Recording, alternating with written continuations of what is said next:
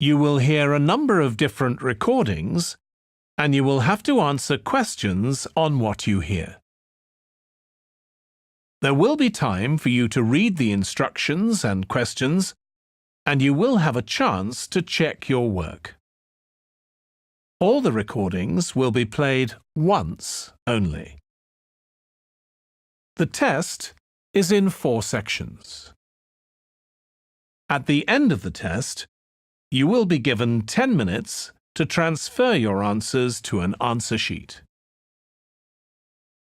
Now turn to Section 1.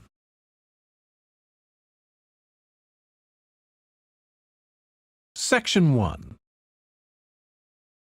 You will hear a telephone conversation between a woman who is looking for a job and a man from a company that organizes cycling holidays.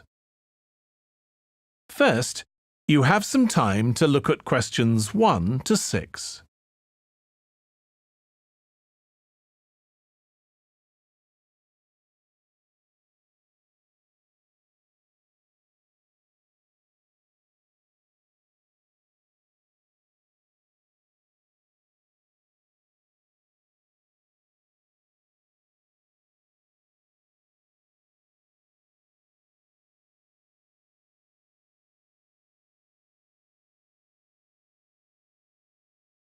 You will see that there is an example that has been done for you.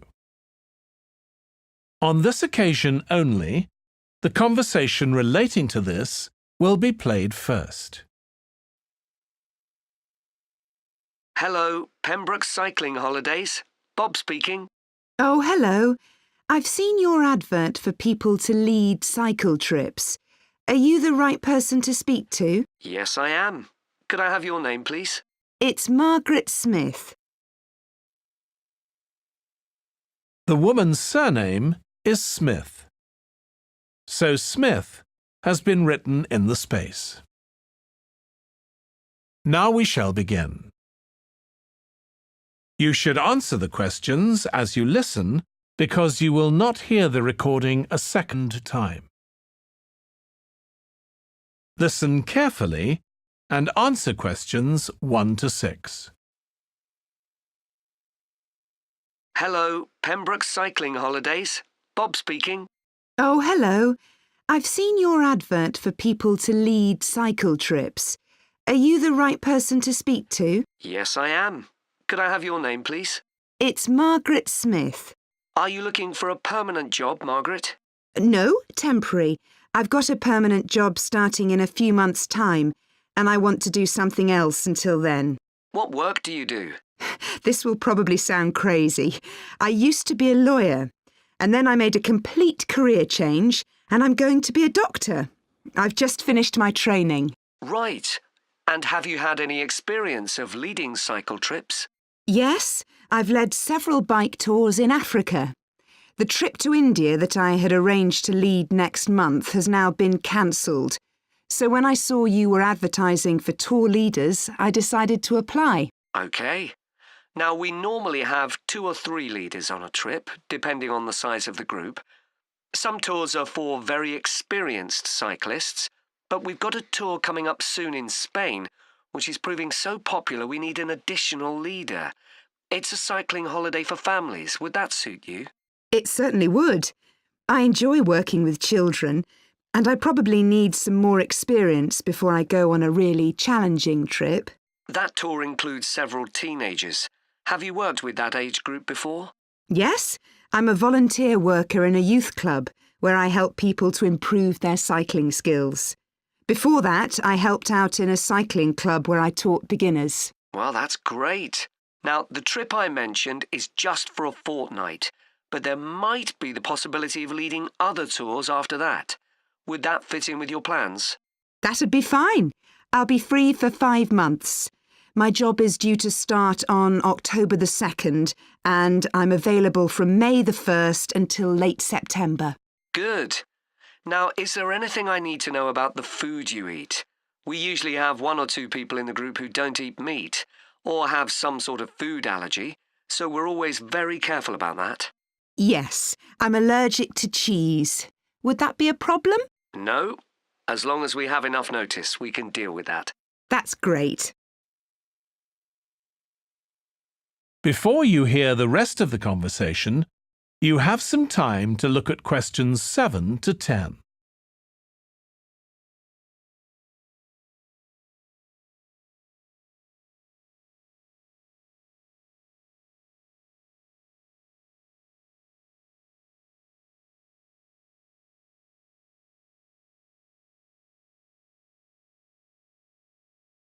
Now listen and answer questions 7 to 10.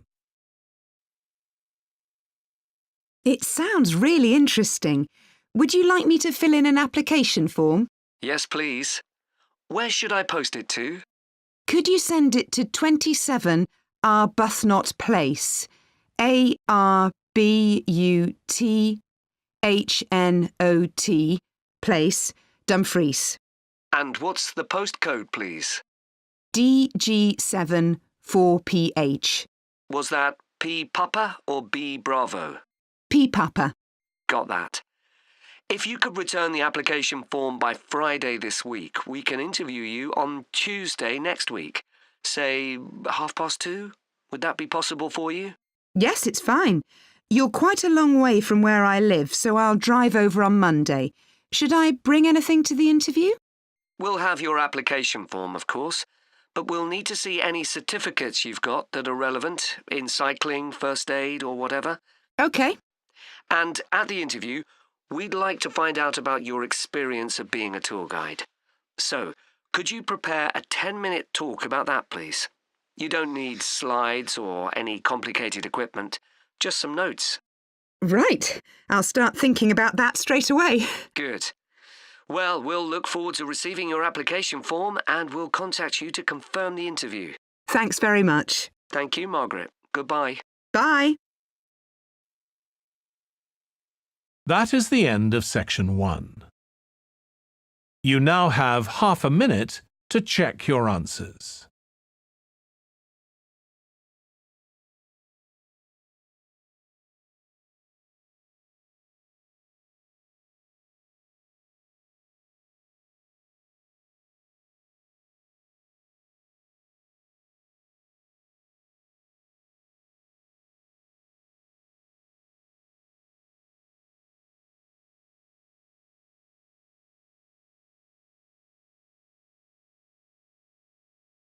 Now turn to section 2.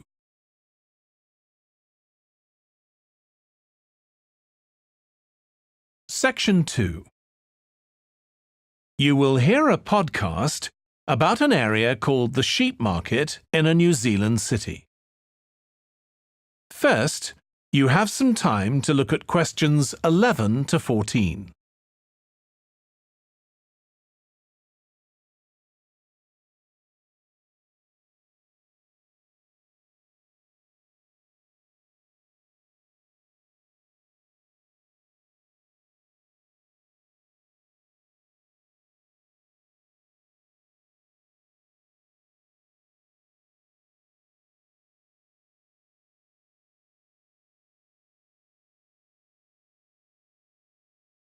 Now listen carefully and answer questions 11 to 14.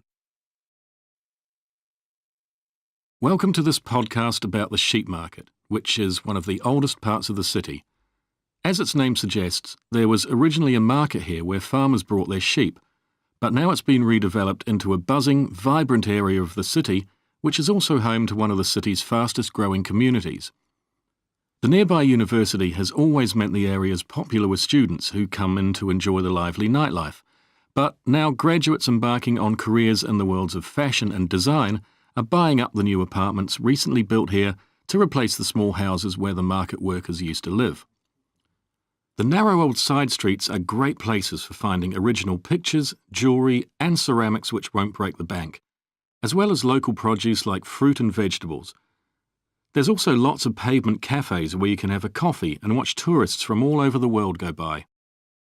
The oldest buildings in the area are on the main streets, including the city's first department store, built in the 1880s, which is still open today.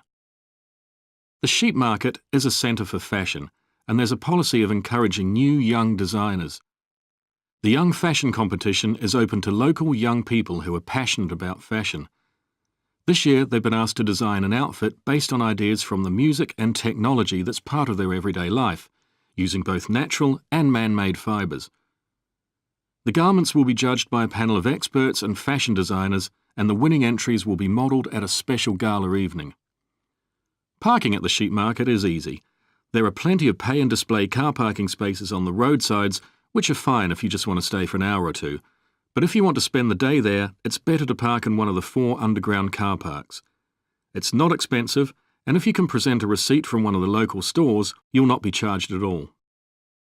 After 6 p.m, many of the car parks have a flat rate which varies, but it is usually very reasonable.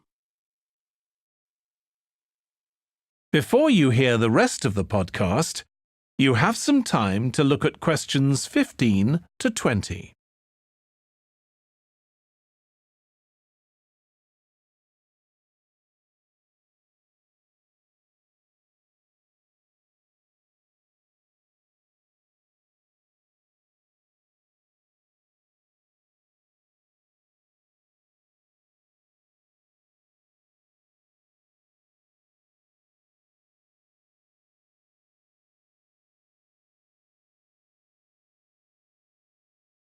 Now listen and answer questions 15 to 20. The sheep market is one of the main centres for art and history in the whole of the country. If you look at our map, you'll see some of the main attractions there. Most visitors start from Crawley Road at the bottom of the map. The Reynolds House is one of the oldest houses in the city and is open to the public. It's on the north side of Crawley Road, next to the footpath that leads to the public gardens.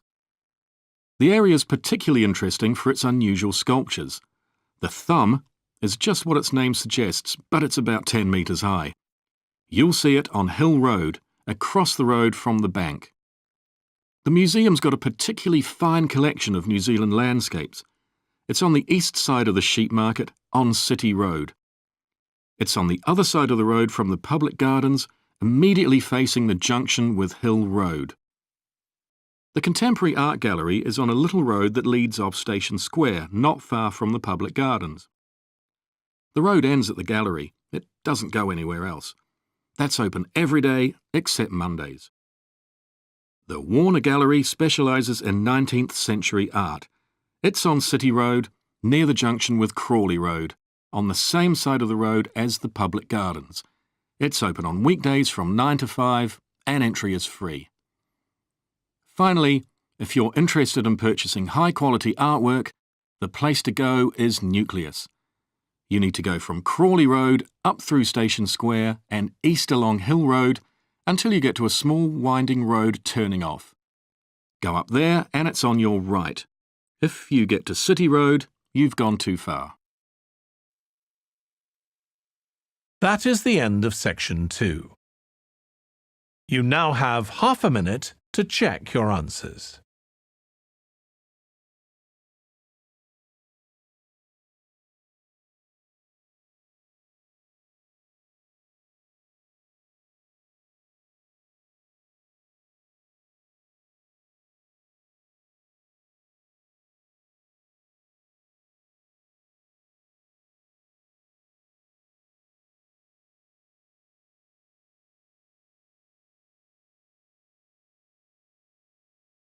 Now turn to section 3.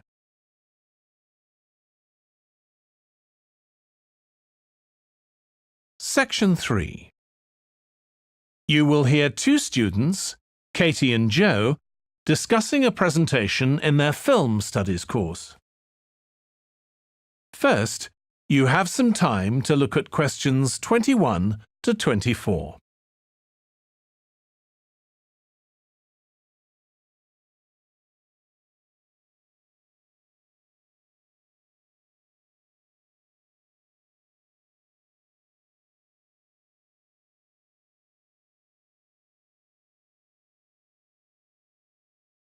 Now listen carefully and answer questions 21 to 24.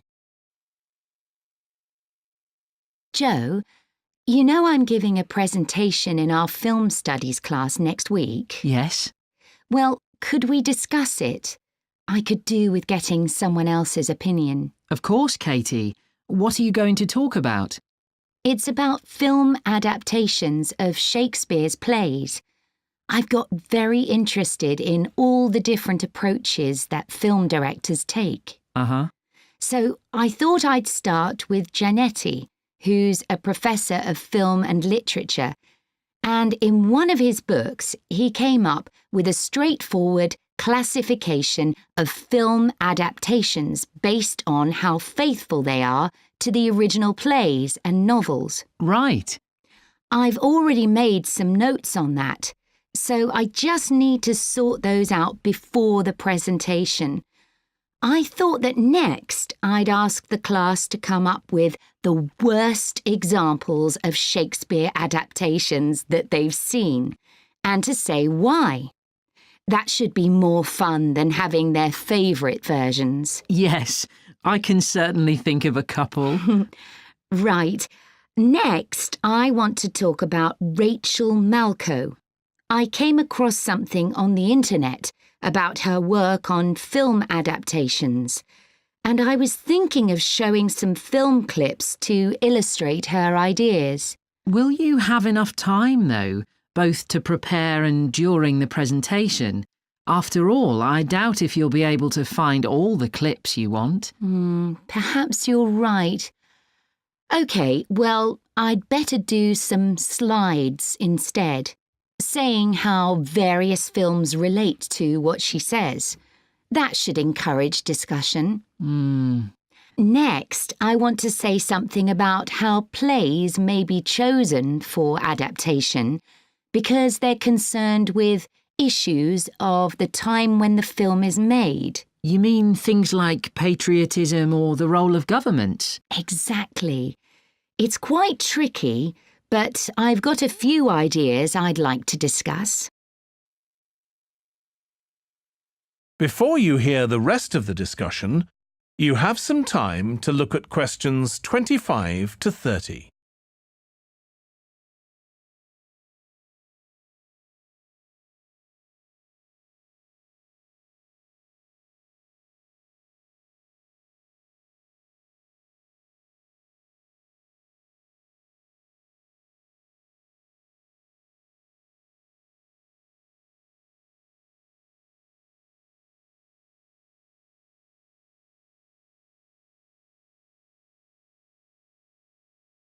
Now listen and answer questions 25 to 30. And finally, I want to talk about a few adaptations that I think illustrate a range of approaches and make some comments on them. Do you know the Japanese film Ran? I haven't seen it. It was based on Shakespeare's King Lear, wasn't it? That's right. It was a very loose adaptation, using the same situation and story, but moving it to 16th century Japan instead of 16th century Britain. So, for example, the king's daughters become sons, because in Japanese culture at that time, women couldn't succeed to the throne. OK. I hope you're going to talk about the 1993 film of Much Ado About Nothing. I think that's one of the best Shakespeare films. It really brings the play to life, doesn't it? Yes, I agree. And I think filming it in Italy, where the play is set, makes you see what life was like at the time of the play. Absolutely. Right, what's next? Next, I thought Romeo and Juliet, the 1996 film, which moves the action into the present day. Yes, it worked really well, I thought, changing the two feuding families in the original to two competing business empires, even though they're speaking in the English of the original play. You'd expect it would sound really bizarre, but I found I soon got used to it. Me too. Then I thought I'd include a real Hollywood film, one that's intended to appeal to a mass commercial audience. There must be quite a number of those. Yes, but I've picked the 1996 film of Hamlet. It included every line of the text, but it's more like a typical action hero movie. There are loads of special effects, but no unifying interpretation of the play. All show and no substance. Exactly. Then there's Prospero's books, based on The Tempest. That was really innovative from a stylistic point of view. Didn't it include dance and singing and animation as well as live actors? Yes, it did. I also want to mention Looking for Richard. Did you ever see it? No, but I've read about it. It was a blend of a documentary with a few scenes from Richard III, wasn't it? That's right. It's more a way of looking into how people nowadays connect with the playwright. The play is really just the starting point. And that'll be where I finish. Well, it sounds as though it'll be very interesting. That is the end of section 3. You now have half a minute to check your answers.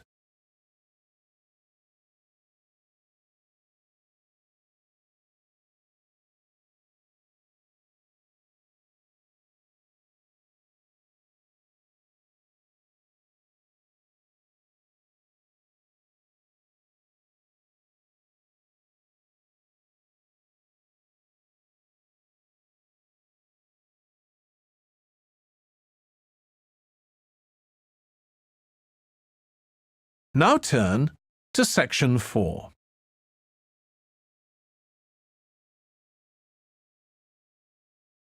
Section 4. You will hear part of a lecture about noise in cities. First, you have some time to look at questions 31 to 40.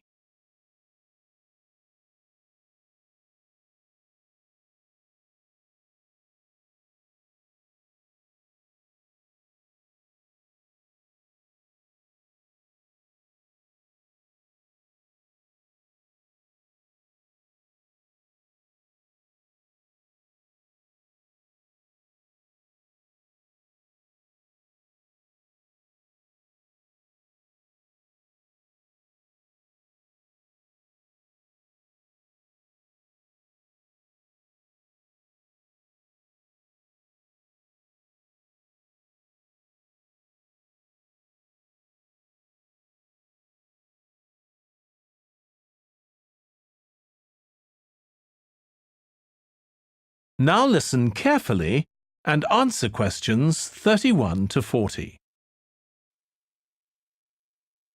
This lecture will be about the science of acoustics, the study of sound, in relation to urban environments such as cities. As an acoustic engineer myself, I think this is an area where we're likely to see great changes. In the past, researching urban soundscapes was simple.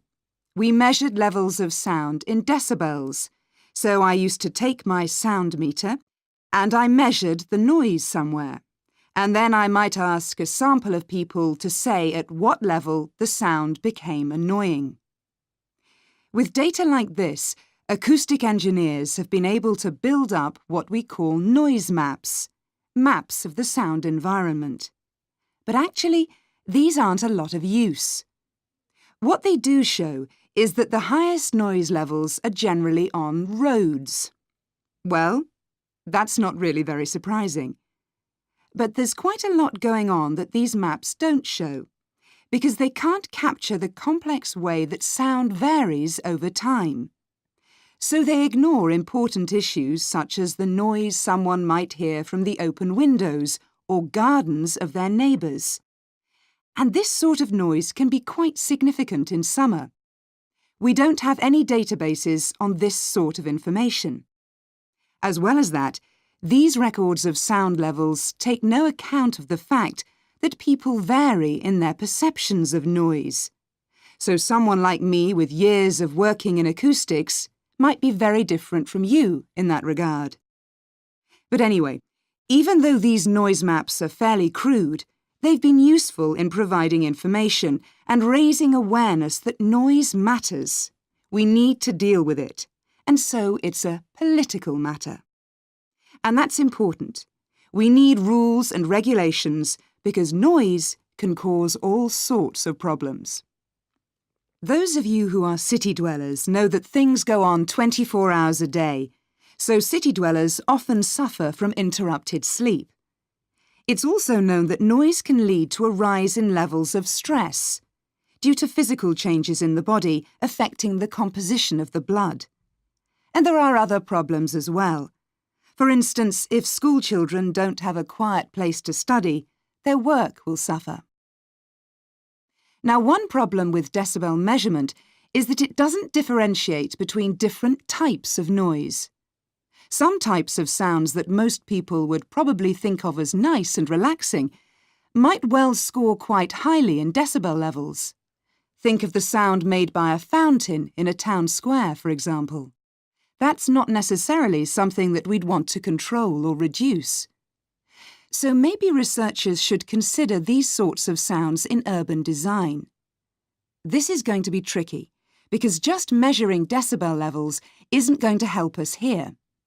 Instead, many researchers are using social science techniques, studying people's emotional response to sound by using questionnaires and so on.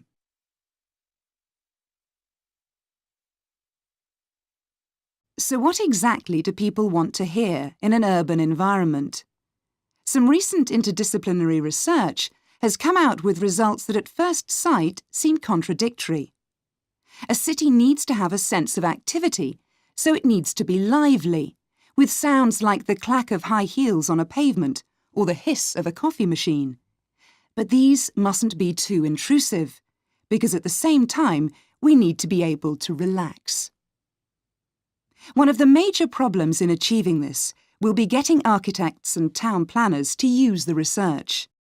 Apart from studying the basics of acoustics, these people receive very little training in this area.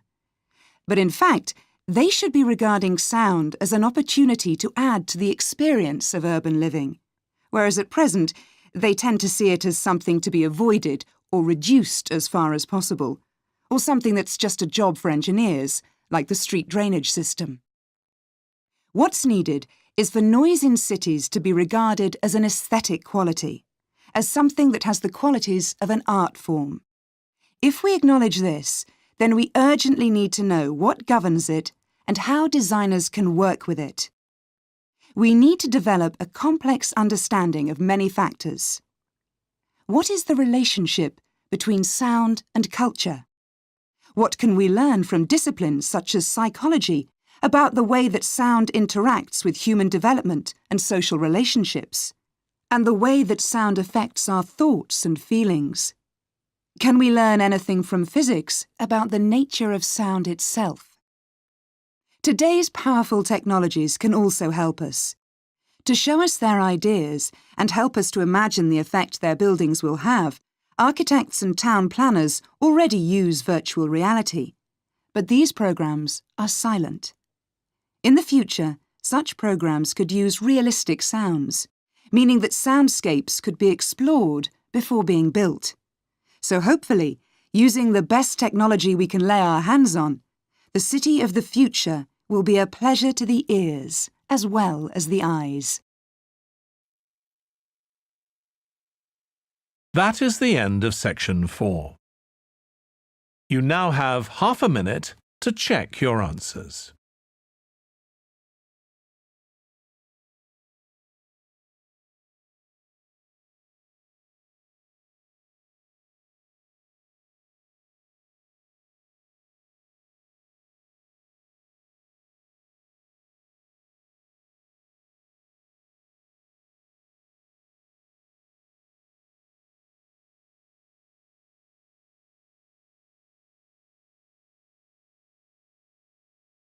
That is the end of the listening test. In the IELTS test, you would now have 10 minutes to transfer your answers to the answer sheet.